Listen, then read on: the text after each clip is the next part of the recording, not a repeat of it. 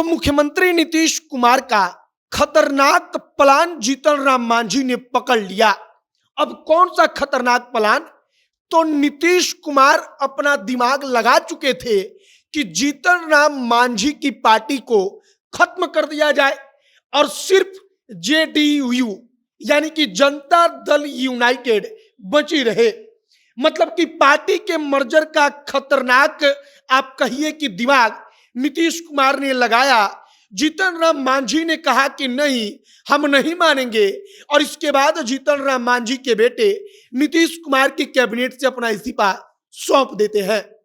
आगे आपको सारी कहानी बताएंगे कि कैसे नीतीश कुमार जीतन राम मांझी के ऊपर दबाव बना चुके थे कि अब आपको अगर राजनीति करनी है, महागठबंधन में रहना है, तो आपको अपनी पार्टी का विलय जनता दल यूनाइटेड में करना होगा। आगे इसी पर बातचीत करेंगे, सारी कहानी आपको बताएंगे कि अंदरूनी तौर पर बात कितनी आगे बढ़ चुकी थी और अब मजबूरन जीतन राम मांझी ने अपने बेटे का इस्तीफा दिलवा दिया। बाकी नमस्कार, मेरा नाम है मोहित कुमार सिंह और आप जनता जंक्शन देख रहे हैं। सबसे पहले आप जीतन राम मांझी के बेटे जब अपना इस्तीफा सौंपते हैं उसके बाद क्या कहते हैं, इस बात पर गौर कीजिए।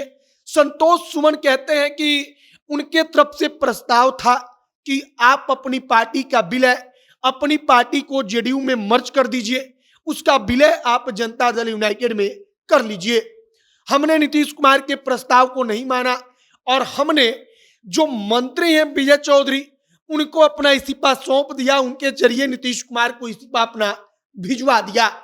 अब आप इस बात को समझिए कि बिहार की राजनीति में अंदरूनी तौर पर कितनी आप कहिए कि साजिशें चल रही हैं, या कहिए कि एक दूसरी की पार्टी को मर्ज करवाने की, विलय करवाने की, उसको तोड़ने की कितनी बड़ी आप यह कहिए कि प्लानिंग चल रही थी।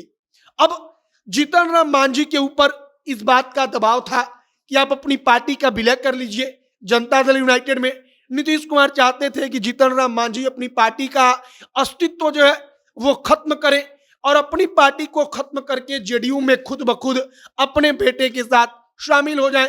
लेकिन जीतन राम मांझी अड़ गए और जीतन राम मांझी ने कहा कि नहीं, हम अपनी पार्टी का विलय नहीं करेंगे। मजबूरन तनाव बढ़ा, टेंशन बढ़ा। जीतन राम मांझी को लगा कि अब पार्टी बचाने का एक ही हथियार है कि हम इनसे अलग हो जाएं, सरकार से दूर हट जाएं। और इसके बाद जीतन राम मांझी ने अपने बेटे का इस्तीफा दिलाया। जीतन राम मांझी के बेटे आकर मीडिया में कहते हैं कि उनके तरफ से कहा गया था कि आप पार्टी का विलय कीजिए, हमने उस प्रस्ताव को ठुकरा दिया और हमने इस्तीफा दे दिया और आगे जरूरत पड़ी तो हम अकेले चलने के लिए भी तैयार हैं। उनका सीधा संदेश कि आप अगर जरूरत आपको होगी तो आप हमको अपने साथ रखिएगा, वरना अगर जरूरत पड़ी भविष्य में तो हम अकेले चलेंगे। हम आपके इशारे पर नाचने वाले नहीं हैं। और नीतीश कुमार चाहते थे कि जीतन राम मांझी की जो पार्टी है उस पार्टी के विलय नीतीश कुमार की पार्टी जनता दल यूनाइटेड में कर दिया जाए।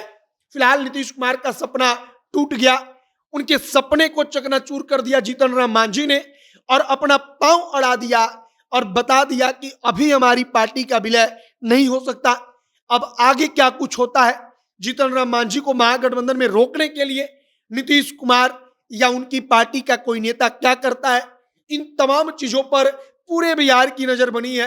हर कोई जो भी राजनीति को समझता है, जानता है, जो बीजेपी है, इन तमाम लोगों की नजर बनी है कि जीतन राम मांझी का अगला कदम क्या होगा। फिलहाल हमने आपको वो पूरी कहानी बताई कि कैसे नीतीश कुमार अंदर ही अंदर जीतन राम मांझी की पार्टी को खत्म करने की प्लानिंग बना चुके थे और उसी प्लान के चलते जीतन राम मांझी अब सरकार से अपने बेटे को अलग कर चुके हैं, उनकी पार्टी अलग हो चुकी है। अब आगे और क्या कुछ जानकारी आती है और क्या कुछ अपडेट आता है, इस पर हमारी नजर बनी हुई है। जो भी नई जानकारी, जो भी और नया अपडेट निकलकर सामने आएगा, सब कुछ आप तक पहुंचाएंगे। तमाम खबरों के लिए हमारे साथ बने रहिएगा। वीडियो वहीं पर समाप्त करते हैं। आपकी क्या प्रतिक्रिया है उसे कमेंट बॉक्स में लिखकर बताइएगा। कैमरे से विशाल खड़े हैं और मैं मोहित कुमार सिंह। बहुत बहुत धन्यवाद।